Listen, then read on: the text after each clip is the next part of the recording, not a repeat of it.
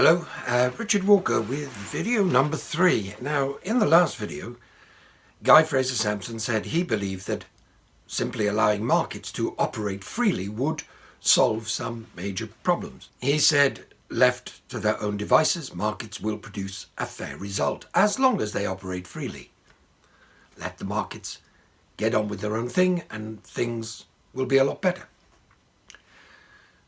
Now, I may be living in a parallel universe, but it seems to me markets already pretty much call the shots on planet Earth. I suppose Guy could be correct, and giving markets more freedom by eliminating a minimum wage and reducing welfare benefits and so on, could suddenly produce a healthy society. I mean, in some ways I agree with Guy. I honestly don't think anybody should be on welfare. Charity doesn't seem to be the best way to ensure that people can live dignified and fulfilled lives. And without people being able to live dignified and fulfilled lives, I can't see how we can ever build a truly healthy society. Now, of course, I'll rethink my position if Guy can show me that there aren't enough people to build first-class homes for everyone and provide good nutrition and healthcare and top-class recreation for everyone. Or there aren't enough material resources to do that, then obviously I have to think that limiting some people to a subsistence level of existence may be unavoidable. I'd need some convincing though, because Guy told us how we stopped producing what we need, and instead we knock ourselves out producing what we have to be enticed to buy. And we do this even though it means more pollution and faster consumption of the world's natural resources. I'm not at all sure that freeing up the market will alter that, especially when Guy, as a proponent of free markets, having described this aberrant behaviour, makes no attempt to investigate why we're behaving like this, but instead cheerfully informs us that after all that effort, we have just made the economy more unstable. So just what is it that Guy and his wealth creators do that could make them so relaxed about this state of affairs? They invest money in order to create a profit. Guy says the profit is to compensate the investor for the fact that he is not using that money to pay for his child's education or buy a new car. The profit also has to pay him a wage and cover the cost of interest paid on any loans that he needs to take out for the investment. Bank loans are, of course, vital to wealth creators. Guy's specialist field is private equity. He'll put together a team who can come up with startup capital. They find a suitable company to take over, and then they get a bank loan. Now, borrowing works for them just as it works for all other sophisticated investors. It leverages their investment because, like all other sophisticated investors, they ride the financial bubble. So property and company stock is rising by, say, 20% a year. If they bought a business for just their startup capital, say 1 million, by the end of the year they'd make 20% on that 1 million. They'd make 200,000 just thanks to the bubble. But they leverage that return by borrowing 10 million. So now they make 20% of 11 million. By using leverage, the bubble makes them over 2 million before they do anything. So they buy the company, sell the land, maybe move production to Indonesia to take advantage of lower labour costs and business-friendly labour laws. Now they can load the company with debt. They can use the assets of the company, including its pension fund, as collateral. The bank loan against the company has tax advantages, but also releases capital for the private equity organisation.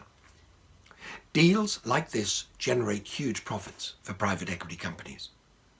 Guy and his partners, having made the company more efficient, can now pay their children's school fees, buy a new car, possibly even take a foreign holiday, all of which stimulates the economy. They are also able now to look for other companies in the same industry. Now, having made one company leaner and meaner, they have, of course, made other companies in the same field less competitive, which means those companies are now in need of some magic from the wealth creators.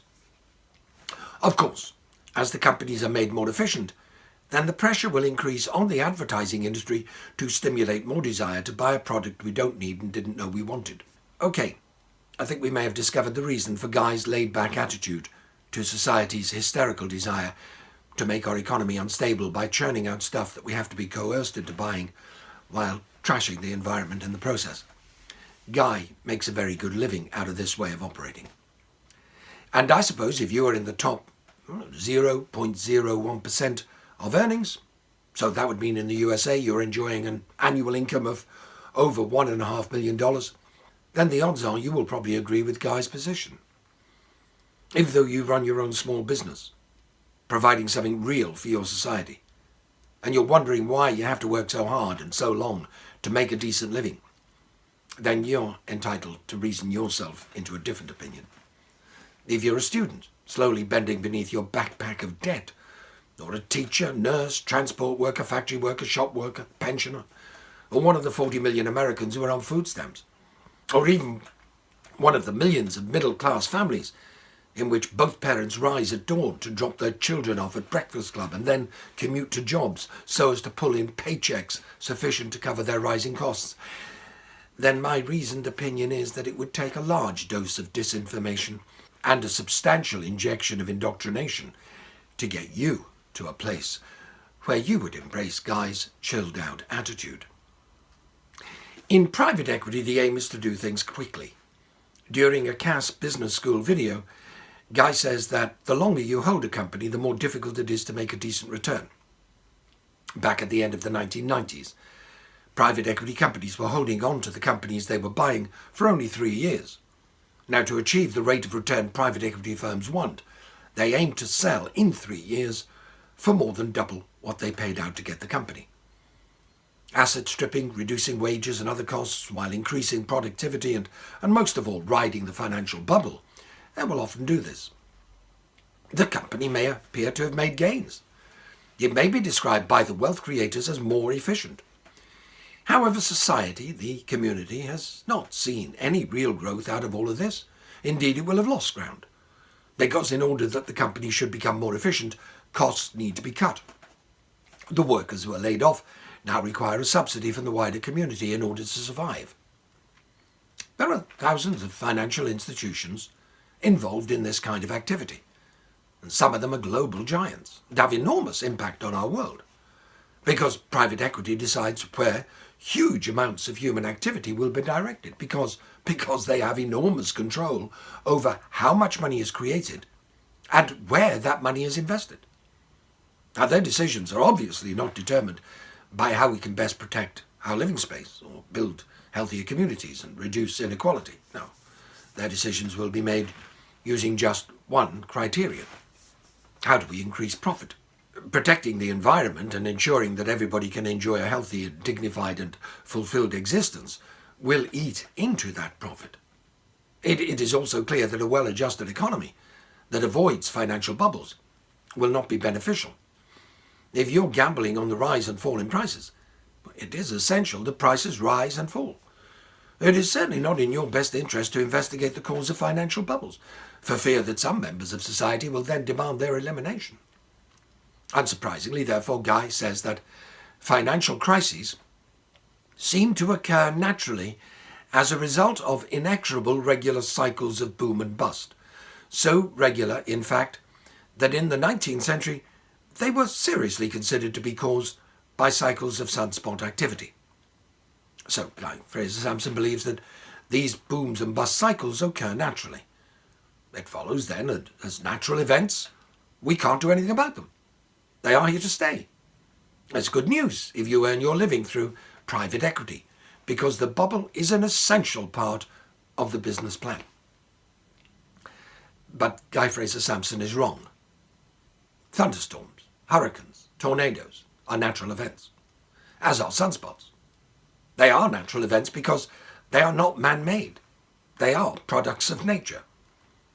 Our financial system is 100% man-made. Booms and busts are products of that man-made system. If we don't like the outcome, we cannot blame nature. Guy Fraser-Sampson is uninterested in understanding why we have stopped producing the basics and instead become obsessed with creating more and more products that we must be induced to want, even if it means more pollution and faster consumption of the world's natural resources. He only includes that description of our bizarre financial system to explain why it has become more unstable. But in showing why our financial system is unstable, he clearly shows that it is not a scarcity of materials or labour that causes a lack of sustainable and well-designed homes, sufficient nutrition, sensible care and attention for everyone. No, it is simply that, as a society, we long ago stopped producing what we need. It follows that if our society long ago stopped producing what we need, then some of us are going to go short. Now, as I said, we created our financial system, so we can't blame anyone else if we don't like the outcome. And I don't think it's enough to say, oh, come on, it's always been like that. Or, that's the way things are, my friend, so get over it. Life is not fair. No, hey, buddy, what do you expect? Utopia? Oh, now, let's just deal with that utopia stuff, because it is often the stick used to beat anyone suggesting a fairer society or more sustainable world. Utopia is an ideal place that is unattainable. Well, I suspect an ideal place would be pretty boring. Moreover, there would always be some friend, relative or video blogger who would be around just to irritate the heck out of you. So yeah, an ideal place is definitely unattainable. But a place where everybody has a secure, comfortable and sustainable home, clean water, nutritious food, and the opportunity to enjoy a fulfilled and dignified existence, surely that's not utopia, it's just plain common sense. And it is definitely not unattainable, as Guy Fraser-Sampson and J.K. Galbraith make clear. It is just that as a society we long ago stopped producing what we need, while we beat ourselves up churning out stuff that we have to be persuaded to buy, tearing up our living space in the process. So to find out who designed our financial system to operate in this way, we need another expert witness. We need to find an expert in the history of money. And that is what we will do in video number 4. Join me. Tell your friends, click like, leave a comment, subscribe. Thank you for watching.